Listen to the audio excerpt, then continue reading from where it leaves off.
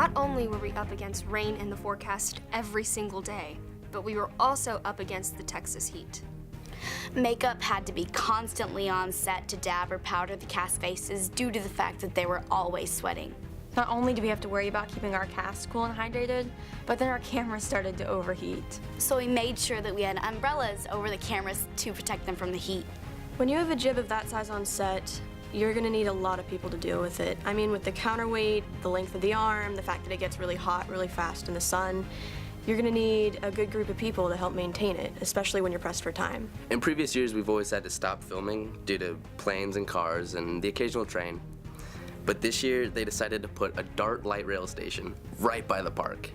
And that meant that we literally had 5-minute windows of clean sound in between trains. And that was just something we'd never had to deal with before.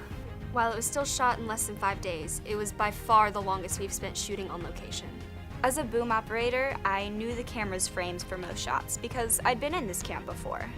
But with the introduction of the jib, it became a real challenge for me to stay out of shots. When it came to shooting our night scenes, we wanted to get really elaborate with the set.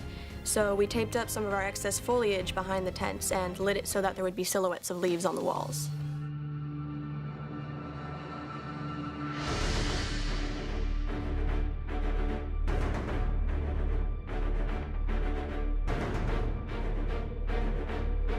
Time was running out.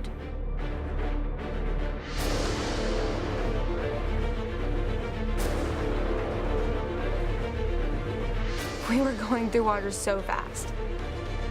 We couldn't stop filming just because, 1 or 2 cast members need a break, because the heat was just gonna get worse. And this was the games. This was when we needed to have the most energy.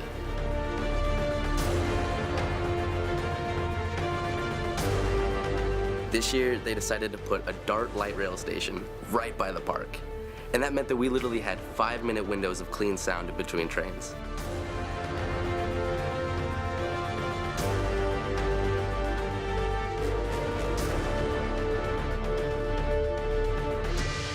During the filming of the tug of war, I noticed Ashley dropped the rope and walked off, and she told me that her vision was getting blurry and that she wasn't feeling good. And that's when I realized that the heat was getting to her and we needed to get her some water and get her into the shade right away. Peyton all of a sudden just walks out of the camera. She's like, all right, I need to sit down. So I give her some water and she was just really, really pale. And that means 2 cast members are down. So that means that filming a scene that all the cast members are supposed to be in is gonna be really challenging. I mean, we knew what we were up against. We knew about the heat, but we'd never had cast members not be able to make it through a scene before. We scheduled more breaks and took extra care to keep the cast cooled down, but we knew that the longer we stayed out there, the more the heat affected everyone else.